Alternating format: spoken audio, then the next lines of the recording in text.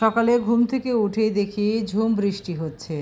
যেদিন সকালের এই ভিডিওটা সেদিনের কথা বলছি আর কি। আর ওই যে দেখো কাপড় মেলেছে আর সব ভিজে যাচ্ছে, কিন্তু এত গরম, গরমের মধ্যে খুব ভালো লাগছে কারণ বৃষ্টি হচ্ছে। বৃষ্টি হলেই পুরা দুনিয়াটাই একদম ঠান্ডা হয়ে যায়। আর এদিক দিয়ে আমি নাস্তা বানাচ্ছি। নাস্তায় আজকে বানিয়েছি আলু ভাজি। আলু ভাজি একটু তেল দিয়ে, বেশি তেল দিয়েই বানাই। বানিয়ে কি করি, এই পাশে একদম এই যে দুপাশে সাইড করে দেই আর তেলগুলো মাঝখানে জমা হয়। আর বানিয়েছি জাউ, ওই যে সাদা ভাতের জাউ আর গরম গরম আলু ভাজি, একদম খুব গরম। কিন্তু আমি একাই নাস্তা খাচ্ছি কারণ বাবা ছেলে ঘুমাচ্ছে। আমি নাস্তা বানিয়ে কারণ তাড়াতাড়ি খেয়ে নেই, আবার দুপুরে রান্না করব। ছুটির দিনগুলো দেখা যায় তাড়াতাড়ি রান্নার একটা ঝামেলা থাকে, এর জন্য আমি সকালেই নাস্তা করে ফেলি। নাস্তা করে বাস আমার দুপুরে রান্না শুরু করে দেই, যাতে তাড়াতাড়ি রান্নাটা শেষ হয়ে যায়, এটাই আর কি। আর এই যে আজকে রান্না করব গরুর মাংস।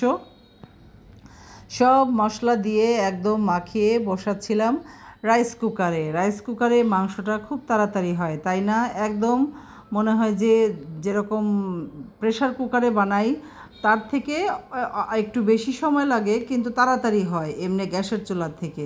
এর জন্য মাংসটা আমি একদম সুন্দর করে এখানেই হাতে মেখে বসিয়ে দিলাম, কিন্তু পেঁয়াজ দেইনি। পরে আর কি উপরে কিছু অল্প পেঁয়াজ দিয়ে দিলাম, বাকি পেঁয়াজটা লাল করে বেরেস্তা করে পরে নামানোর আগে একটু দিয়ে দিব। এর জন্য প্রথমেই পেঁয়াজ আর একটু রসুন কেটে দিলাম, একটু রসুন, আস্তা রসুন না দিয়ে একটু কাটা রসুন দিয়ে দিলাম। বাস এখন বসিয়ে দিলাম, হতে থাক। এদিক দিয়ে আমি ডাল রান্না করেছি, এই যে পাঁচফোড়ন দিয়ে একটা বাগার দিয়েছি। আর পটল কেটে নিয়েছি, পটলের আজকে ভাজা করব, ফালা ভাজা। অনেক দিন হয়েছে এরকম একটা ভাজা খাওয়া হয় না।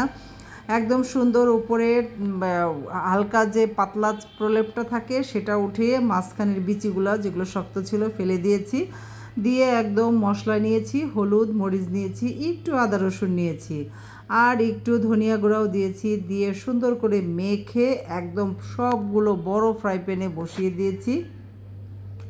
এই যে এখন ওলট পালট করে দিচ্ছি, এক পাশ ভাজা হতেই আরেক পাশ। আর এই পটল ভাজাটা, এই ভাজাটাই খেতে ভালো লাগে, তাই না? আর এই যে ভেজে একটু পেঁয়াজ লাল করে দিয়ে দিয়েছি, পেঁয়াজ আর কাঁচামরিচ, একদম ঝাল ঝাল হবে খেতে, এটাই ভালো লাগবে। আর এই যে আমার মাংসের অবস্থা, বাস এখানে একটু আমি গরম মশলার ফাঁকি দিয়ে দিলাম এই যে নামানোর আগে। একদম কিন্তু হয়ে গেছে রান্না, সব কমপ্লিট। গরম মশলাটা দিয়ে একটু নেড়ে চেড়ে আর একটু 10 মিনিট এভাবেই রাখবো, ঢিমি আঁচে রেখে দিলে হবে কি, বাস এই মশলাটা পুরোটাই মিশে যাবে আর খেতে ভালো লাগবে। রান্না কিন্তু একদমই শেষ, এখন দুপুরের খাওয়া দাওয়া করব। তোমরা কে কী রান্না